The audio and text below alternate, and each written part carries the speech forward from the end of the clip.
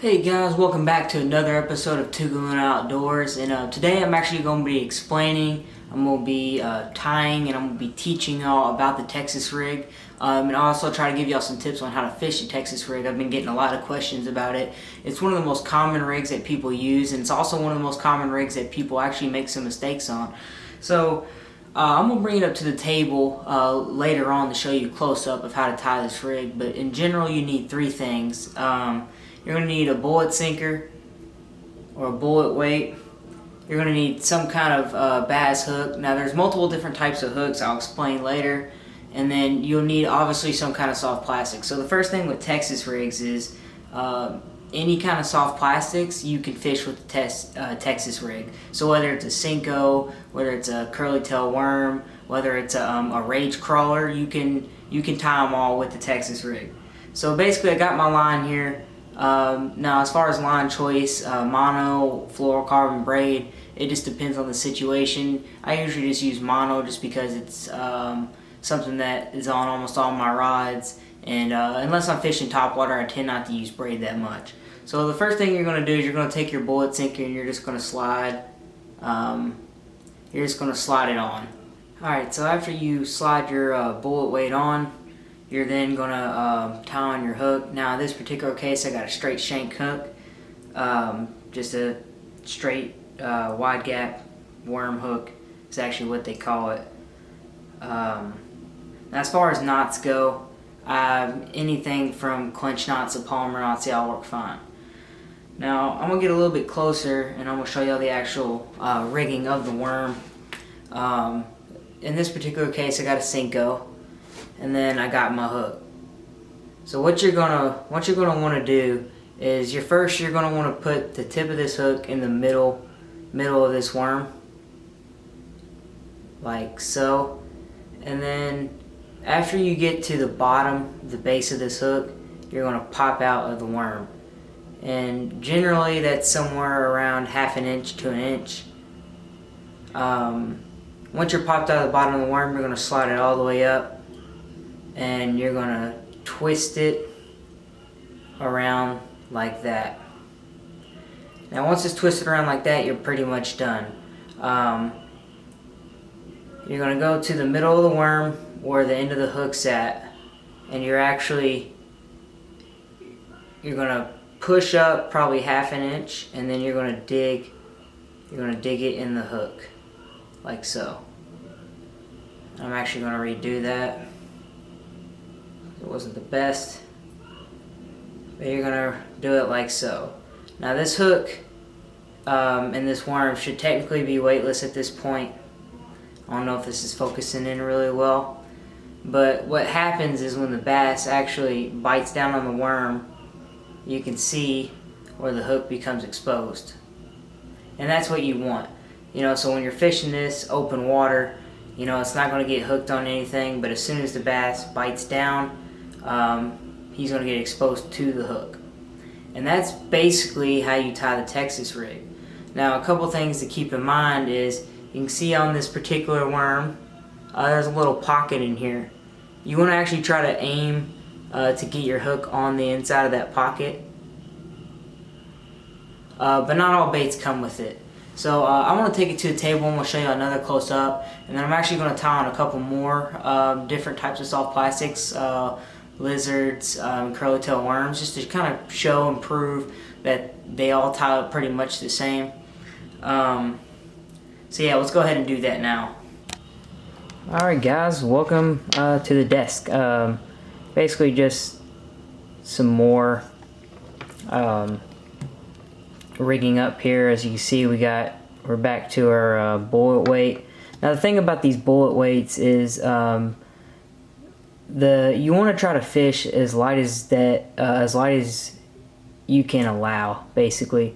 So I usually get probably 1/4 of an ounce or 1/4 of an ounce, up to about 1/2 an ounce. I usually don't really get 3/16 or 1/8, but I have 1/8, 1/4, and 1/2 in my bag at all times. And I usually just try to rig those as light as I can possibly get away with.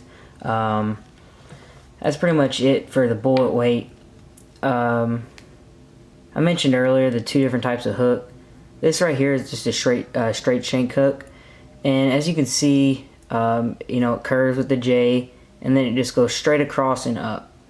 And you pretty much want to use this hook anytime you're fishing heavy cover, shallow, heavy cover, darker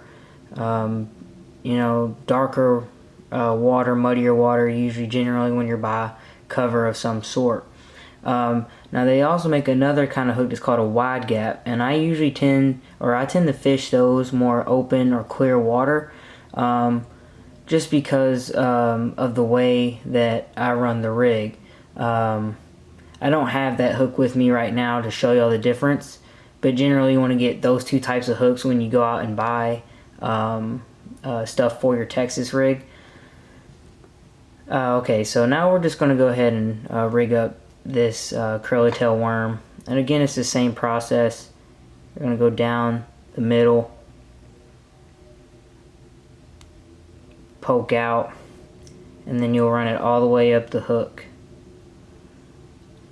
twist it, and then on the back side of the hook, like so.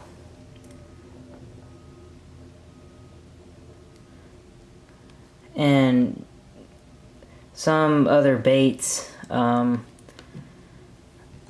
might be a little bit trickier, but generally it's the same process, especially with this crawl.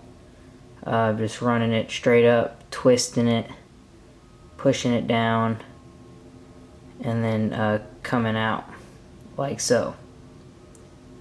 Now a couple tips for you guys. When you go to buy this stuff, I mentioned the bullet weights and the size you should look for. Now as far as the hooks go for both the wide gap worm hook and the straight shank worm hook, you want to be anywhere from 4 to 6 or 7/0. I don't ever go below 4/0. This right here is a 4/0, and it's actually just a little bit too small for the majority of the worms and soft plastics that I'm running. And then going up to 7/0 is pretty much all you're going to need there.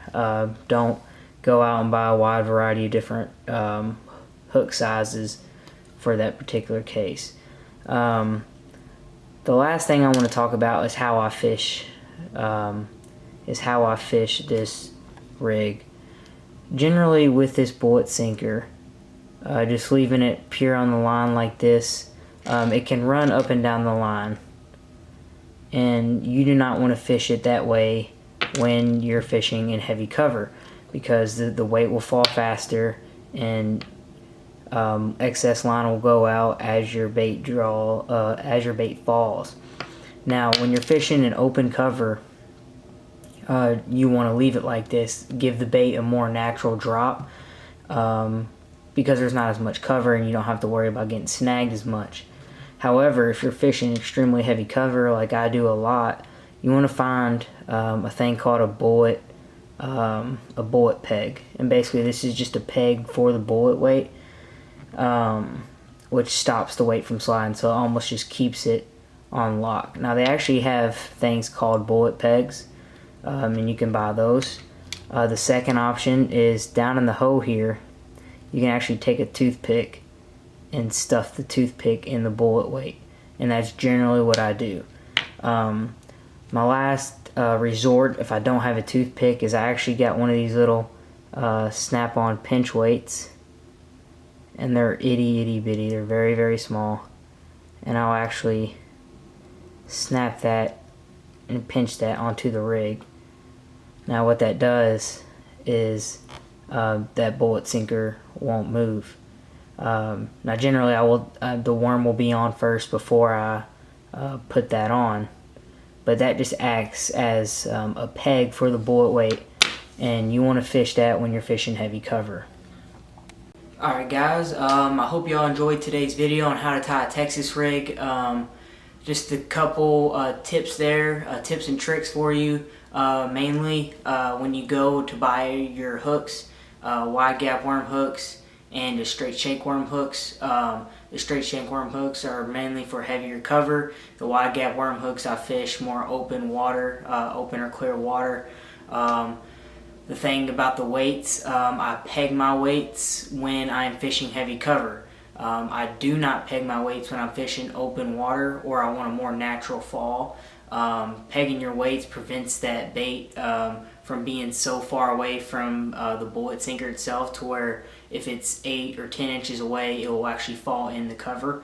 Other than that, as far as the colors of the baits that you should be buying, I mean, it just depends. Green pumpkin and black and blue are the two that I would get. And I'm actually going to put up a video how to get started into bass fishing for maybe under $100 going to Walmart or any kind of local tackle store. A lot of people bash Walmart because it's not, professional, but we all started there. Every single fisherman that I can think of off the top of my head has started at stores like that. They have the baits that you need. They have FLW brands. They have all that stuff, the Kevin Van Dam crankbaits and all that. So be looking forward to that video. I really hope y'all learned a lot about the Texas rig. You can tie any soft plastic with it. It works year round, works on a very wide variety of baits. Well, if y'all enjoyed today's video, please rate, comment, and please subscribe to the channel. Our host Trey just put up a video, a 500 subscriber giveaway. If y'all pick the fishing, y'all can expect very high quality stuff from me. I'm not going to shortchange anybody. Anywhere from $50 to $75 worth of fishing gear is always a bonus. So please go and subscribe to the channel and like that video and comment in the section below of that video. Other than that, guys, thanks for watching the video. See you.